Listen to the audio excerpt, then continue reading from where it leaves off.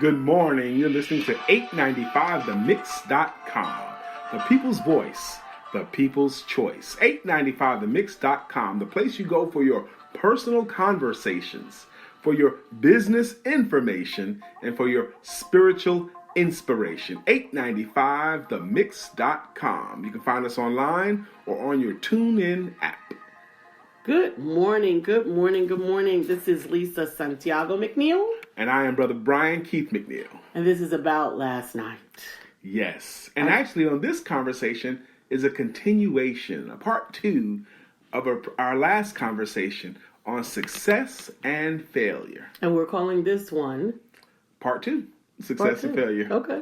Okay, how about that? That's easy. I'm easy. We talked about success, we talked about failure in our last conversation, but this morning on this conversation, I would like to take a little bit different tack on the same subject.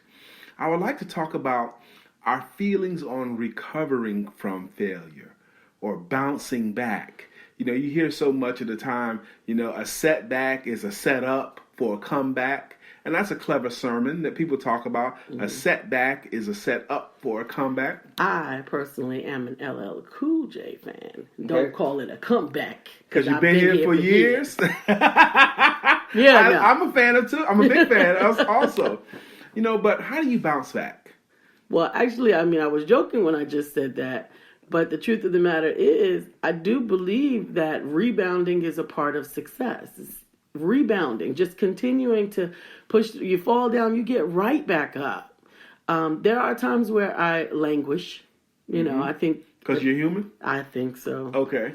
Every once in a while, somebody sneaks some kryptonite into my house, and I get under the covers, and I just don't want to come out. But fortunately, there's some clock inside of me, something ticking that just says, okay, the alarm is off, get up and get right back into it. And you don't have an opportunity to spend too much time focusing on the setback, as you called it, but rather to do what I like to call, oh my goodness, what is the word? I don't know. I don't even know what word to use for it, but it's sort of what they do with dead people. Embalm them? No. Before they autopsy. Autopsy. Do an autopsy on the situation that preceded that feeling of like count me out for a little while. Because in that autopsy, you'll find some lessons learned.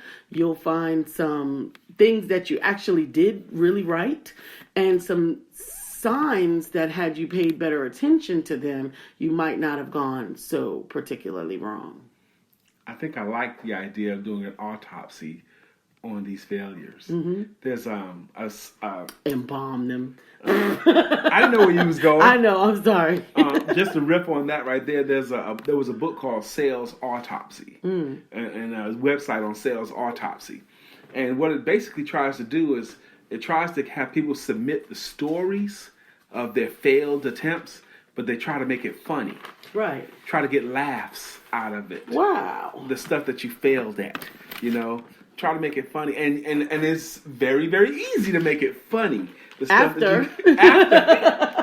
But you will get a laugh because you see yourself in so many of these stories. I like that.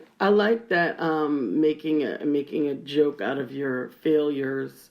Not necessarily in a self-deprecating way, right? But just in a human way. Can you believe I said such and such and yes, so? Yes, I can't believe I did that. Ha, ha, ha. It's funny now. Yeah, it's funny now. Remember, you hear stories about people romanticizing their humble beginnings. Remember, honey, we had that one-bedroom apartment. Oodles and noodles. Yeah, we were eating oodles and noodles every day, and we got creative in how to make oodles and noodles. Yeah. That was our oodles and noodles season of life. I'm an oodles and noodles chef. Like, I can make anything. Still? I haven't seen you make... we haven't. Deliberately, we have not eaten any oodles and noodles. None of them. But when people talk about that, they typically are romanticizing it. Those days. We should make an oodles and noodles cookbook. I don't think so. I don't want to do that. But coming back from failure, what about, to put you back on the spot again? Oh, you love it. What about people that have been in a failure mode for a long time? Maybe they don't even know of any success. Or they've been taking a few body blows, like successively. Mm-hmm. How do we help them? Well, I was about to say that's when someone from the outside has to get in and help. Okay. Because that becomes a mindset. A series and sequence of consistent failures over time is oppression. It can be almost brainwashing. Mm-hmm. It is actually what has been used to keep us in slavery long after slavery. And it is important that those who have overcome those chains, if you will, their mindset chains, to go back and inspire, encourage, and uplift those that are not able to see their way out. Wow. I'm reminded, I wrote a note to myself just now, and some of the stuff we've been saying on this conversation here. I had a conversation yesterday, and the brother I was talking to, he said he likes Superman. He likes the idea of Superman, okay? Mm-hmm. Now, I have men's group, and part of my thing is Superman is a myth, okay? But he likes the idea of Superman. And he used to dislike the idea of Batman. So I said, so why do you dislike the idea of Batman? Well, Batman I see as just an angry white rich man, with a bunch of toys, okay, to fight crime, okay? And so why do you like Superman? Because you can be anonymous. You can switch back between being anonymous and just nondescript, doing it every day, and then being super, but paying attention to what's going on and then rescuing. I said, interesting concept. And he says, but what I realized, Brian, is I am Batman. What do you mean that you are Batman? Because no matter what's going on with what I already have, we all have a lot of tools on our tool belt to help us to do things. Mm-hmm. We all have a lot of tools. Sometimes it's positive motivation. Sometimes it's brother or sister to encourage us. Sometimes it's reading something. Sometimes it's listening to something. But we have a lot of different tools to help us battle through this life. Mm-hmm. I thought it was an interesting concept. What do you think about that? I think it's interesting. I don't know I don't know that I understand it quite as much as you do. Because they sound similar. They still sound similar, except that Batman is often angry. That's the only difference. Well, even that, when you're failing, you're angry sometimes. Yeah, but he wasn't failing. He wasn't. He was just angry. For no reason. Parents got killed. Oh, yeah, that's We don't want to get into that story. I don't know the story. I'm sorry. I think Batman is sexy, and that's about the extent of my Batman knowledge. I thought it was interesting. Okay, so back on topic. Okay, recovering from failure. Recovering from failure. Most of it's like when a bone breaks, and then that bone is braced and healed. The place that was broken is oftentimes stronger than the rest of the bone. But you also said the word braced. And it's braced against the other bones that are working, right? That are intact. Okay. And I think everything comes back to, again, at least in my mind, that every joint supplieth, that success is a team sport. Whether or not you're in business for yourself or not, it is a team sport. And for the moment that you believe that you can do it by yourself is really the moment that you've set yourself up for failure. Talk more about that. I talked as long as I wanted to. Jump in and say something. I'm gonna say something. It's a team sport, is what that was lifted up. We have a good friend of ours who says entrepreneurship is a team sport, even if you're a solopreneur. I agree. Okay, it's a team sport. That's why he's a good friend. Yep, and every joint supplieth. That means this thing of your life has to get something from someplace else. Absolutely. And I think God created us that way intentionally. I think that's part of the fearfully and wonderfully made blueprint, that God is a jealous God. And I think if any of us could do anything apart from him, we might begin to think of ourselves and esteem ourselves more highly than we ought. And we ought not. We ought not. I heard of a great children's book called He's Always Higher Than Me. I understand it's coming out very soon. That kind of addresses that thought process. The author is a phenomenal woman. Looks a lot like you. Love the setup. But yeah, absolutely. He's always higher than me is an important testimony, I believe, to some people not being willing to, I'm sure that Jay Burt is wincing from that. Some people not. That's that some people don't push themselves to achieve their dreams because they think, who am I to think I could do that? Or who am I to be so bold as to think I could have that or this? And I think the opposite is true. I think, who are you not to? Who are you not to? And that you are intended to, if it was in you, if it was placed in your heart, your mind, your spirit, if it wakes you up, if you can't seem to shake it or get away from it, it's because it's your destiny and you must. You know, you remind me there about who am I to, who am I to, who am I not to? Mm-hmm. There was a famous sermon and story about the flower growing in the concrete. You know, it's about life in the ghetto. Mm-hmm. You know, there's despair all around you. Mm-hmm. But even in the despair, even in the concrete, a flower can grow out of that. Absolutely. You know, amazing. You know, even that place. That's destiny. That's destiny. Destiny is against all odds. Destiny is in spite of. Destiny is just, doesn't have to make sense.